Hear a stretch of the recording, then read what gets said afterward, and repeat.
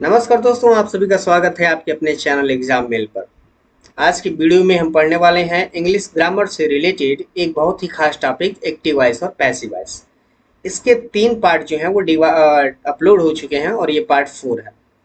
वो जो 3 पार्ट हैं जिसमें मैंने प्रेजेंट, पास्ट और फ्यूचर टेंस को अच्छे से डिस्कस किया हुआ है विद एग्जाम्पल, विद प्रैक्टिस। आप उस वीडियो को देख सकते हैं, वो आपके लिए बेनिफिशियल होगा।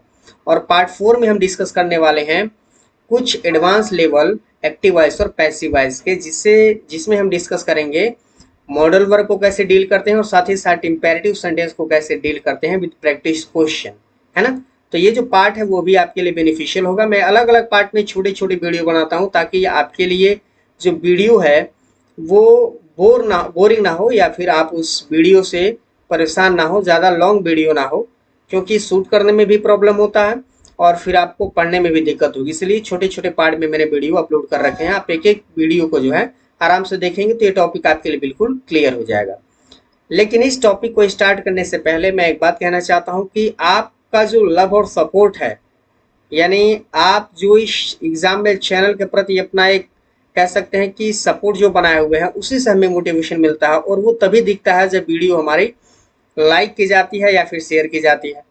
मतलब वीडियो जब चलती है तभी मोटिवेशन मिलता है कि हाँ, हमें जो है नया वीडियो अपलोड करना है। तो आई होप इस बात को आप अच्छे से समझ रहे होंगे और आप पूरा अपना सपोर्ट बनाए रखेंगे एग्जाम बेल चैनल को।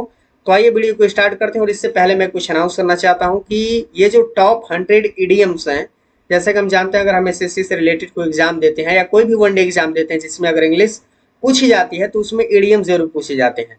तो मैं ये सीरीज जल्दी लॉन्च करने वाला हूँ टॉप 100 इडियम्स की, और जितने भी क्वेश्चन मैं डिस्कस करूंगा वो सब प्रीवियस ईयर क्वेश्चन होंगे और बार बार लगातार पूछे जाने वाले क्वेश्चन होंगे। तो हम जल्द ही ये सीरीज जो है वो लॉन्च करने वाले हैं। साथ ही साथ टेंस का वीडियो बहुत जल्द आने वाला है, क्योंकि काफी कमेंट मैंने देख रखे हैं कि सर टेंस का वीडियो अपलोड करिए।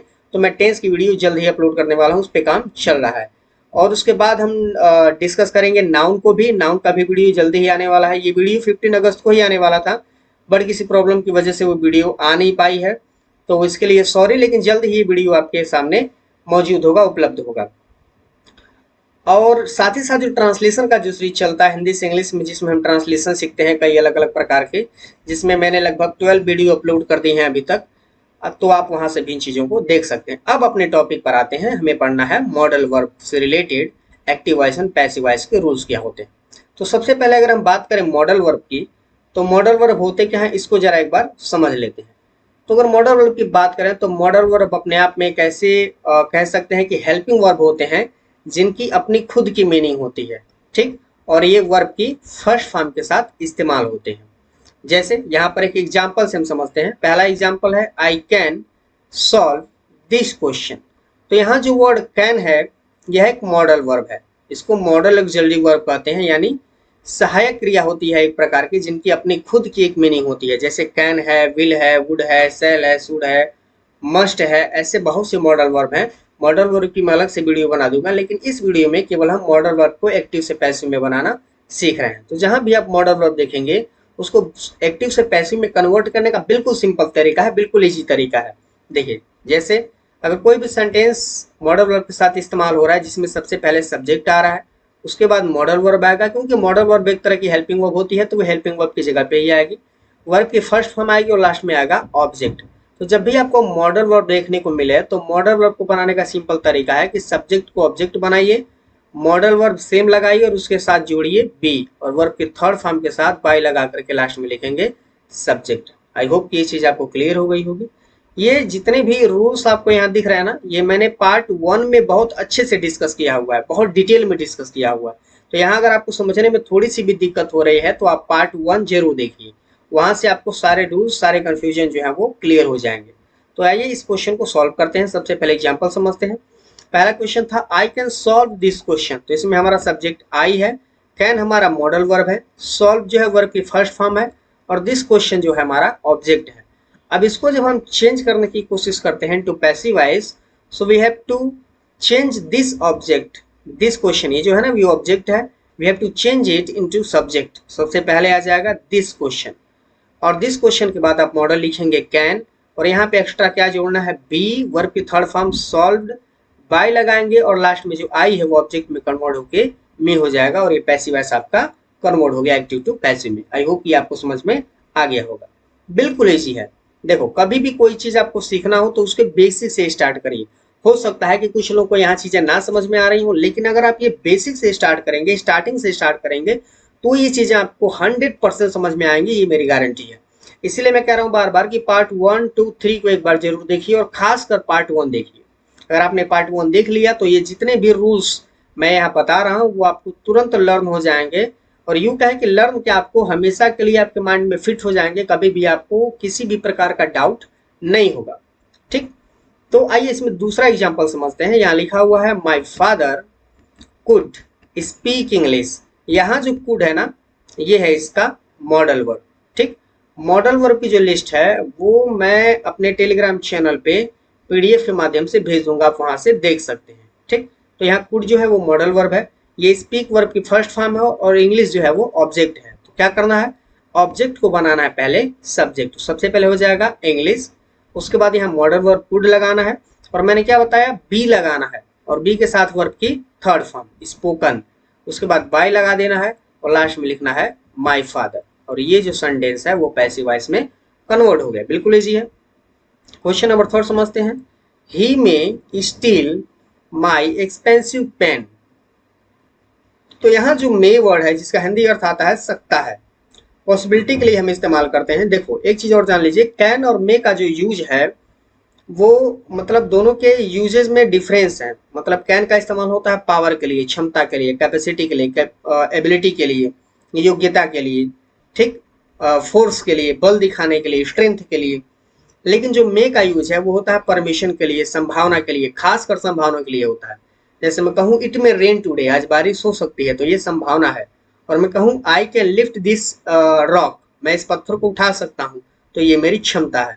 तो जहाँ क्षमता दिखाना वहाँ कैन लगाते हैं, और जहाँ पॉसिबिलिटी दिखानी वहाँ पे मे लगाते हैं। फिलहाल वो एक अलग टॉपिक है।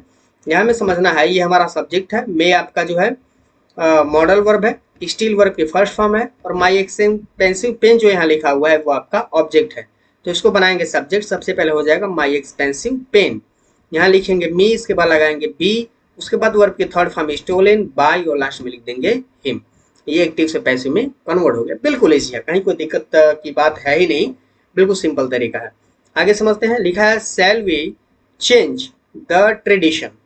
तो यहाँ देखो सेल जब हम पढ़ते हैं तो आपको याद होगा, जब हम फ्यूचर इंडेफिनिट टेंस पढ़ते हैं तो वहां भी सेल पढ़ते हैं, तो वहां का जो सेल और विल है और यहाँ का जो सेल और विल है वो बिल्कुल सेम है, क्योंकि वो भी मॉडल वर्ब है, ये भी मॉडल वर्ब है, तो रूल बिल्कुल सेम होगा।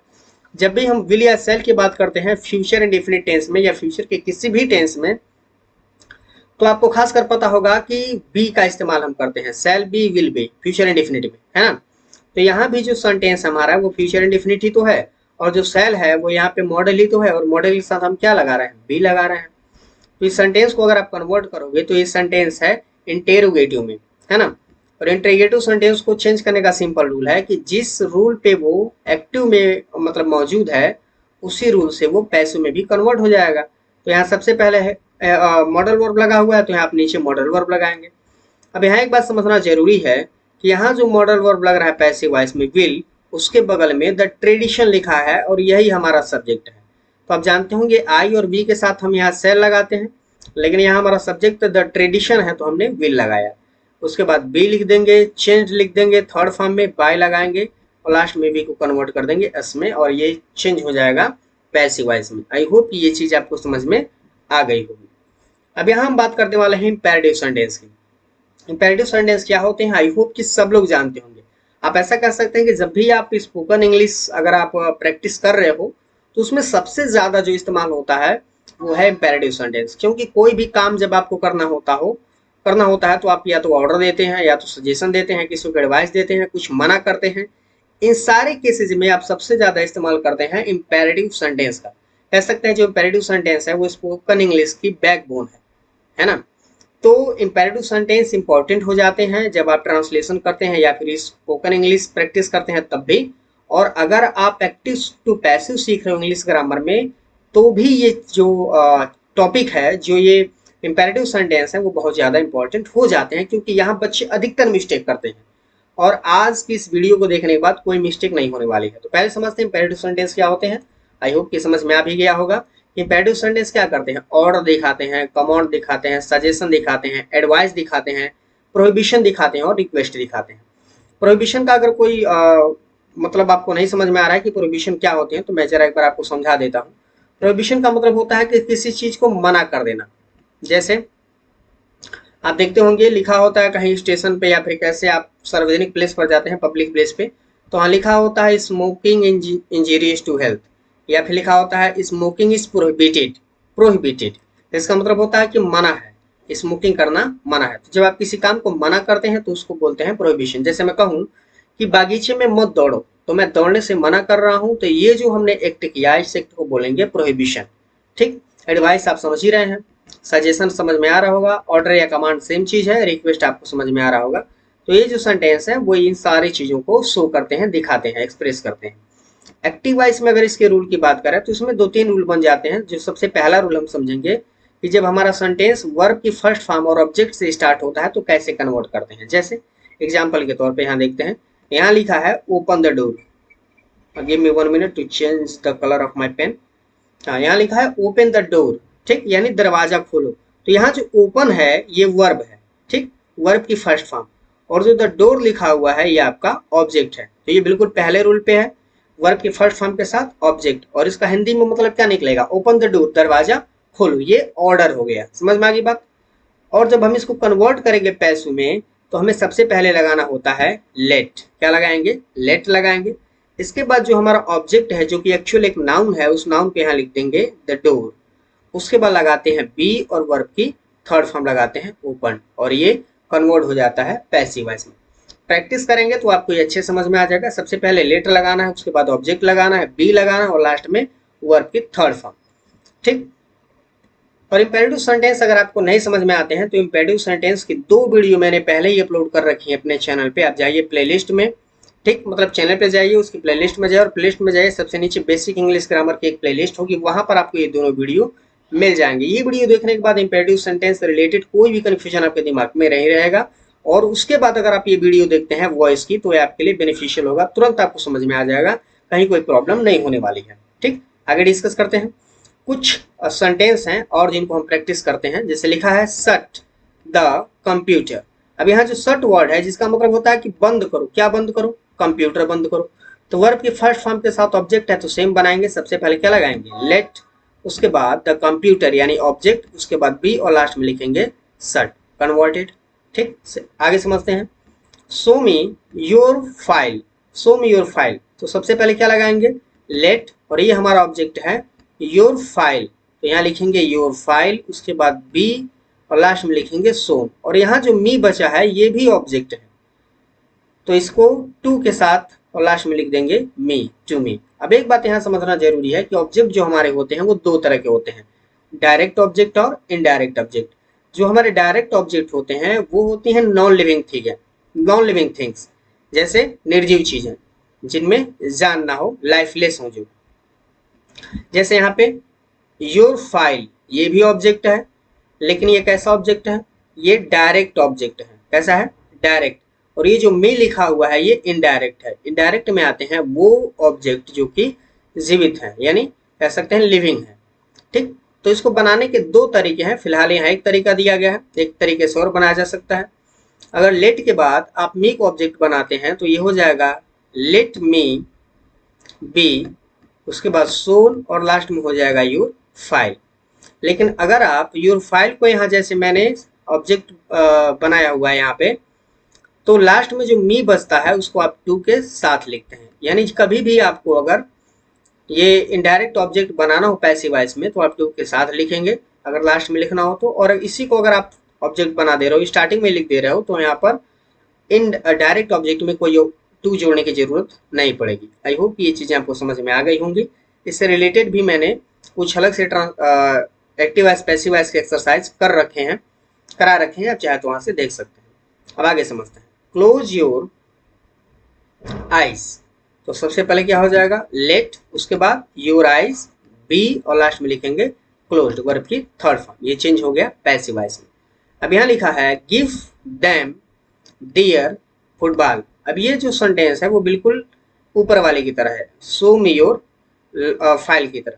यहाँ देखिए एक ऑब्जेक्ट हमारा देम है और ऑब्जेक्ट हमारा क्या है, डियर फुटबॉल।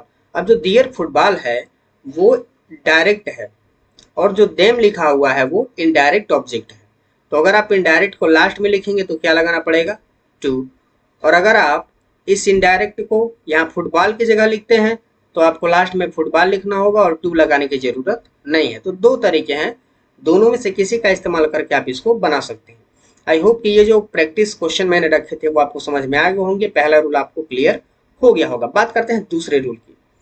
तो जब हम आगे बढ़ते हैं इम्पेरेटिव सेंटेंस में, तो यहाँ दूसरा जो रूल है वो कुछ इस तरह से है कि जब सेंटेंस स्टार्ट होते हैं डू नॉट से, वर्ब की फर्स्ट फॉर्म और ऑब्जेक्ट से, उसको बनाने का सिंपल तरीका है कि लेट लगाओ, ऑब्जेक्ट लगा दीजिए, नॉट लगाइए, बी लगाइए और वर्ब की थर्ड फॉर्म। यानी रूल सेम है, केवल आपको ध्यान देना है इस नॉट का।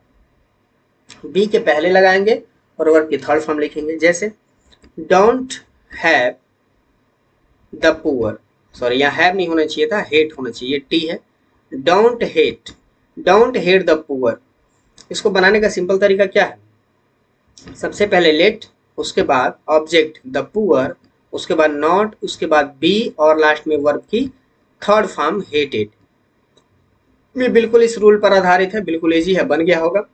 इसको बनाने का दूसरा तरीका भी है। दूसरा तरीका क्या है, जब आपसे कोई ऐसी बात कही जाती है जो आपको लगे कि ये एडवाइस है, तो आप इसको ऐसे भी बना सकते हैं, यू आर एडवाइज्ड, यानी आपको सलाह दी जाती है not to hate the poors, यानी गरीबों से नफरत नहीं करने की। तो दो दो तरीके हैं, दोनों तरीके में से आप किसी का भी इस्तेमाल करके इस सेंटेंस को एक्टिव टू पैसिव कन्वर्ट कर सकते हैं। यहाँ समझते हैं, जैसे लिखा है डोंट कॉल देम, उन्हें कॉल मत करो। ठीक, तो ये सुनने से ही लग रहा है कि ये ऑर्डर है। तो पहला तरीका तो ये है रूल के हिसाब से कि सबसे पहले लेट लगाओ, देम लगाओ, नॉट लगाओ, बी लगाओ और लास्ट में वर्ब की थर्ड फॉर्म, ये कन्वर्ट हो गया। या दूसरा तरीका क्या है कि आप इस सेंटेंस में जो एक्सप्रेशन है, जो फीलिंग है, उसको समझिए, ऑर्डर है, और आप लिखिए यू आर ऑर्डर, यानी तुम्हें आदेश दिया जाता है नॉट टू कॉल देम, उन्हें कॉल नहीं करने का। आई होप कि दोनों तरीके आपको समझ में आ गए होंगे। आगे समझते हैं। इंपेरेटिव सेंटेंस में ही जो अगला रूल है वो कुछ इस तरह से है कि when no object is given, begin the sentence with you are ordered, commanded, suggested या रिक्वेस्टेड टू। ओके, इसको समझते हैं। कह रहा है कि जब भी ऑब्जेक्ट ना दिया गया हो सेंटेंस में, उस केस में आप इंपेरेटिव सेंटेंस को कुछ इस तरीके से भी बना सकते हैं। जैसे यहाँ लिखा है get out of my room at once, यानी तुरंत मेरे रूम से बाहर निकल जाओ। इस सेंटेंस को बनाने का सिंपल तरीका है कि आप इस सेंटेंस की जो फीलिंग है, जो एक्सप्रेशन है, उसको समझिए। तो किसी को आप गेट आउट कर रहे हो अपने रूम से, इसका मतलब आप उसको ऑर्डर दे रहे हो। तो सेंटेंस को बनाने का तरीका क्या हो जाएगा, यू आर ऑर्डर्ड, यानी तुम्हें ऑर्डर दिया जाता है to get out of my room at once, यानी सबसे पहले लिखेंगे आप यू आर ऑर्डर्ड और बाकी जो सेंटेंस है इसमें टू लगा करके और बाकी सेम टू सेम छाप देंगे, मतलब लिख देंगे। आई होप कि ये चीज आपको क्लियर हो गई होगी। यहाँ लिखा है डोंट सिट हियर, फिर भी मना हो रहा है यहाँ पे ना, तो यू आर ऑर्डर्ड, यानी तुम्हें ऑर्डर दिया जाता है, कह रहा है कि मत बैठो, तो नॉट टू सिट लिखेंगे, नॉट टू सिट देयर, क्योंकि सेंटेंस हमारा नेगेटिव है। ठीक, अगला सेंटेंस समझते हैं। प्लीज विजिट अगेन, कृपया दोबारा आइए। तो यहाँ सिंपल सी बात है, रिक्वेस्ट दिख रही है तो क्या लगाएंगे, you are requested to visit again, यानी you are requested to visit again, यानी आपसे रिक्वेस्ट की जाती है कि आप दोबारा आइए। तो तीनों सेंटेंसों में तीन तरह के भाव थे। पहले सेंटेंस में ऑर्डर था, दूसरे में आप कह सकते हैं कि ऑर्डर था नेगेटिव में, और तीसरे सेंटेंस में जो है वो रिक्वेस्ट था। तो आई होप कि ये चीज़ आपको समझ में आ गई होगी। अब आगे समझते हैं, कुछ और रूल है यहाँ पे। ये रूल है प्लीज से रिलेटेड। जब प्लीज से सेंटेंस स्टार्ट हो तो कैसे बनाते हैं, जैसे लिखा है प्लीज हेल्प मी, तो सिंपल सी बात है, यू आर रिक्वेस्टेड, यानी आपसे रिक्वेस्ट की जाती है टू हेल्प हिम, उससे उसकी मदद करने के लिए, कन्वर्ट हो गया। फिर यहाँ पे प्लीज लिखा है प्लीज रेस्क्यू माई चाइल्ड, तो यहाँ पर भी क्या लिखेंगे, यू आर रिक्वेस्टेड और यहाँ पे क्या लगा लेंगे, टू, और बाकी सेम सेंटेंस छाप देंगे। आई होप कि आपको चीजें क्लियर हो गई होंगी, कोई डाउट नहीं होगा। अब आगे समझते हैं। यहाँ जो सेंटेंस है, जो सेंटेंस लेट से स्टार्ट हो जाते हैं, उनको कैसे कन्वर्ट कर सकते हैं, जो कि खासकर परमिशन दिखाते हैं। जैसे कहा जाए लेट हिम गो, उसे जाने दो, तो यहाँ परमिशन दिखाया जा रहा है कि किसी को परमिशन दिया जाए जाने के लिए। तो इसको कैसे बनाएंगे, सबसे पहले इसमें ऑब्जेक्ट लिखते हैं, उसके बाद मे लगाते हैं, बी, उसके बाद अलाउड। अलाउड इसलिए प्रयोग हो रहा है क्योंकि परमिशन दिखाते हैं। उसके बाद टू और वर्ब की फर्स्ट फॉर्म। प्रैक्टिस करेंगे, ये सब आ जाएंगे आपको। जैसे लिखा है लेट मी प्ले हियर, मुझे यहाँ खेलने दो। तो कोई परमिशन मांग रहा है कि मुझे यहाँ खेलने दो, तो उसको बनाएंगे I may be allowed, I may be allowed to play here. आपको इस्तेमाल करना है आई मे बी अलाउड।